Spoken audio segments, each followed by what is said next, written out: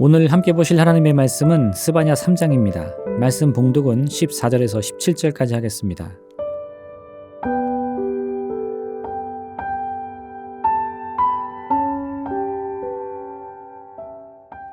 시온에 따라 노래할지어다. 이스라엘아 기쁘게 부를지어다. 예루살렘 따라 전심으로 기뻐하며 즐거워할지어다. 여호와가 내 형벌을 제거하였고 내 원수를 쫓아냈으며 이스라엘 왕 여호와가 내 가운데에 계시니 내가 다시는 화를 당할까 두려워하지 아니할 것이라. 그날에 사람이 예루살렘에 이르기를 두려워하지 말라. 시온아 내 손을 늘어뜨리지 말라. 너희 하나님 여호와가 너희 가운데에 계시니 그는 구원을 베푸실 전능자이시라. 그가 너로 말미암아 기쁨을 이기지 못하시며 너를 잠잠히 사랑하시며 너로 말미암아 즐거이 부르며 기뻐하시리라 하리라. 아멘.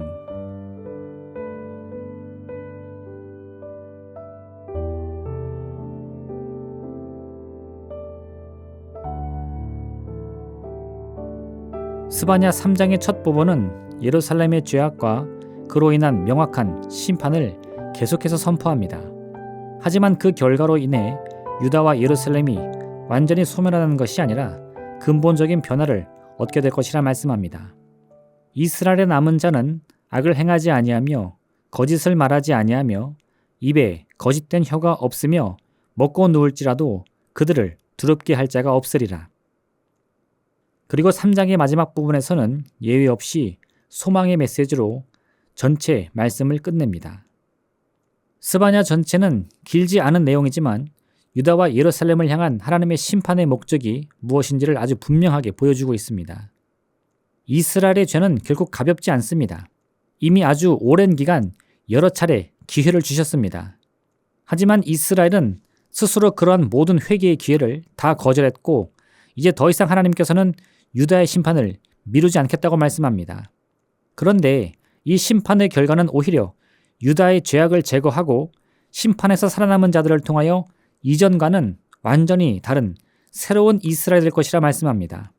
왜냐하면 하나님께서 유다와 예루살렘을 심판하시는 목적 그 자체가 온 이스라엘을 죄로부터 구원하기 위한 것이기 때문입니다. 하나님께서는 이스라엘 온 백성들이 스스로 회개를 거절하고 하나님께로부터 등을 돌린 상황에서도 결코 그들을 포기하지 않으셨습니다. 이제 이스라엘은 스스로 죄로부터 돌이킬 능력을 완전히 상실했습니다. 하나님께서는 그런 이스라엘을 향하여 이제부터는 하나님께서 직접 이스라엘을 고치겠다 말씀하신 것입니다. 예루살렘 심판은 유다의 모든 죄를 도말하고 그들을 죄와 사망에서 건지시키기 위한 조치가 될 것입니다.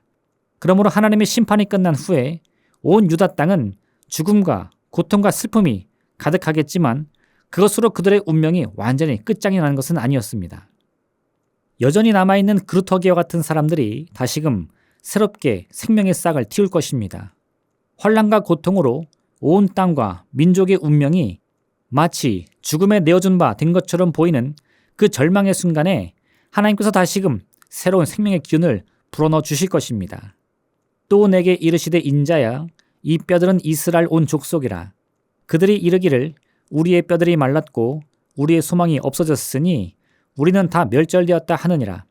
그러므로 너는 대언하여 그들에게 이르기를 주 여호와께서 이같이 말씀하시기를 내 백성들아 내가 너희 무덤을 열고 너희로 거기에서 나오게 하고 이스라엘 땅으로 들어가게 하리라. 내 백성들아 내가 너희 무덤을 열고 너희로 거기에서 나오게 한즉 너희는 내가 여호와인 줄을 알리라. 인간의 타락과 하나님의 구원은 결코 변하지 않는 인류를 향한 하나님의 섭리입니다. 놀랍게도 인간의 반복적인 죄악에도 불구하고 우리를 구원하시기 위한 하나님의 섭리는 결코 변하지 않는 것입니다. 이 때문에 우리는 오늘날도 여전히 하나님의 치유와 구원을 기대하고 바랄 수 있으며 또한 이를 아무 값없이 누릴 수 있는 것입니다. 이때 기억해야 할 것은 하나님의 구원이란 단순히 우리의 죄악된 과거를 없었던 일로 지우는 것이 아닙니다. 구원의 진정한 의미는 지금껏 걸어온 죄악의 길을 벗어나서 하나님께서 우리를 위해 예배해 놓으신 생명과 축복의 길을 향해 걸어가는 것입니다. 따라서 진정 하나님의 구원을 얻은 사람은 반드시 그 삶의 모습과 방향이 과거와는 완전히 달라야 하는 것입니다. 이는 단순히 생활 습관이 바뀌어야 한다는 말이 아닙니다. 삶을 대하는 자세가 변해야 하고 자신을 바라보는 시각이 변해야 한다는 것입니다. 또한 궁극적으로 자신의 인생이 어디로 와서 어디로 가야 하는지 보다 분명하게 이해하고 실천해야 하는 것입니다. 이렇게 볼 때 하나님께서 아무리 구원의 은혜를 아무 값없이 베풀어 주신다 하더라도 자기 자신의 인생에 대한 확신이 없는 사람은 결코 구원의 은혜를 올바로 누릴 수 있는 것이 아닙니다. 참된 행복은 그 무엇보다 자기 자신에 대한 확신과 사랑으로부터 시작되기 때문입니다. 예수님께서 생명을 버리시면서까지 우리에게 주신 구원이란 결국 죄악의 자리를 떠나서 인생의 참된 기쁨과 행복을 향해 나가는 길인 것입니다. 그러므로 이 구원의 기쁨을 진심으로 누리는 사람은 자기 자신에 대한 확신과 믿음이 필연적으로 따라올 수밖에 없는 것입니다. 나는 사랑받는 존재다. 나는 하나님의 분명한 뜻과 섭리 속에서 태어난 존재다 라고 말입니다. 이러한 자기 자신의 사랑이 있을 때 비로소 거친 환경 속에서도 앞으로 할 수 있다는 자신감이 생기는 것입니다. 하나님께서 이스라엘을 심판하신 이유는 그들의 자존감까지 다 뭉개버려서 그들을 끝없는 절망으로 몰아내기 위함이 아니었습니다. 당장의 심판이 이스라엘에게는 큰 고통과 슬픔이 되겠지만 이로 인한 결과는 오직 죄와 죄의 흔적을 지우는 일이었습니다. 때로 우리들은 인생의 고난이 찾아오면 하나님께서 우리를 바라보시는 시각이 변하거나 우리의 가치가 떨어졌다고 생각합니다. 그러나 하나님께서는 죄는 미워하시지만 죄인은 용서해 주시는 분이십니다. 우리가 빠진 가난의 저주와 질병의 저주는 미워하시지만 그런 고통의 허덕이는 우리는 늘 축복과 치유의 손길로 건져주시는 분이신 것입니다.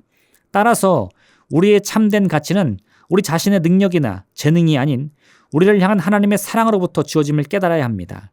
하나님의 사랑이 변하지 않는 한 우리 자신의 존재 가치도 결코 바뀌지 않습니다. 우리가 처한 환경은 늘 시시각각 변하겠지만 우리 자신의 가치는 바뀌지 않는 것입니다. 그러므로 환경이 변했다고 해서 문제가 찾아왔다고 해서 낙심하거나 좌절할 필요는 없습니다. 우리를 향한 하나님의 사랑은 그 순간에도 늘 동일하기 때문입니다.